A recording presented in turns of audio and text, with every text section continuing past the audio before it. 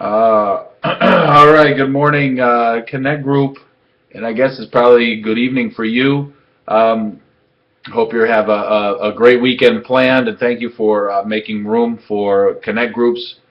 It's a refreshing and also at the same time sometimes painfully to our schedule to commit to these things over and over again. So I appreciate your diligence. I appreciate your attendance, and we just want to continue the conversation about forgiveness together.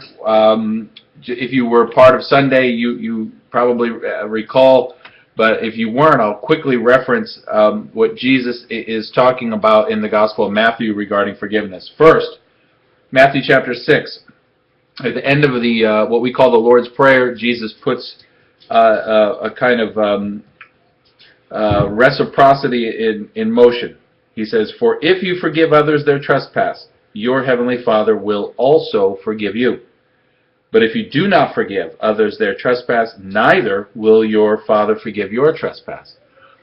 And Christianity can sometimes become so gracious and so wonderful that it seems like God is giving us all this great stuff, and then Jesus reminds us, hey, to whom much has been given, much is going to be required. So there is a responsibility to receive the forgiveness from God and then pass it on.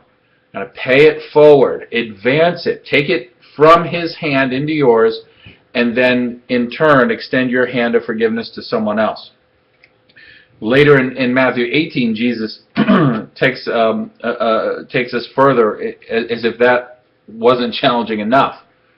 Matthew 18, Peter's asking Jesus, hey, how many times do I have to forgive people? I mean, what if they're a knucklehead, like 3 times? Do I have to forgive them the 3rd time, or can I just write it off and say they're a lost cause? And Jesus says, no, it's not 3. It's not 7. It's 70 times 7. It's ongoing. So there's this, quantitative for people who love numbers. Jesus is blowing us out of the water and saying, forgiveness, you cannot put a number to it regarding how many times that you extend forgiveness to someone.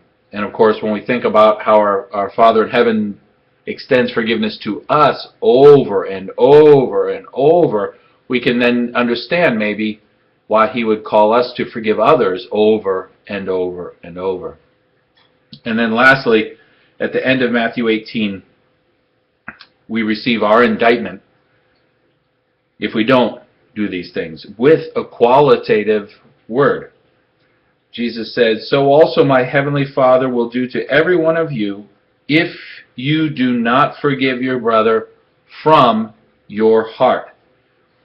And in the parable that's told, Jesus explains a terrible jailing and torment for those who choose not to be gracious once they've received grace from God.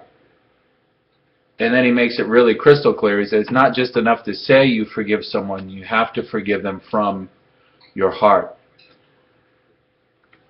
These are important things for us personally. They affect all of our relationships from within our home and our family and our church. And now we're seeing in Baltimore and over the last year across our nation how these effects of forgiveness and unforgiveness and injustice that results from the inequities that develop, how that affects an entire society. What I'm going to ask is just one question. How do we become forgiving people who can forgive over and over from the heart? As you discuss, uncover some of the things that need to develop within us. I mean, if we're going to be Christians who can live within the forgiveness of God and then let it flow through us, what needs to grow in me? What needs to change in my mindset? What do I need to be asking God for? What do my prayer life need to do? What's my study of God's Word need to do? What needs to change here so I can become that person? Please have that conversation and let it go where it needs to go, and then simply pray for one another. Pray for each of us to become the Christian that Jesus describes in Matthew. And if there is any unforgiveness, if there is a hardness, if there is an issue that becomes known in the process, don't delay. Just offer that back to God. Ask for a clean heart. Go to that person. Write them a note. Write them a letter. Exercise your love and compassion towards them by saying, I was wrong. And as we approach this Sunday, we'll talk about how we can forget or move past the memory of those offenses. Tough stuff. I think we're up to the challenge, and it certainly is the next step for health and growth in all of our lives. So I pray for you and hope that you enjoy the freedom and the liberty that will come from being forgiving people. Have a great night. Eat some ice cream. Make you feel better when the conversation's all over.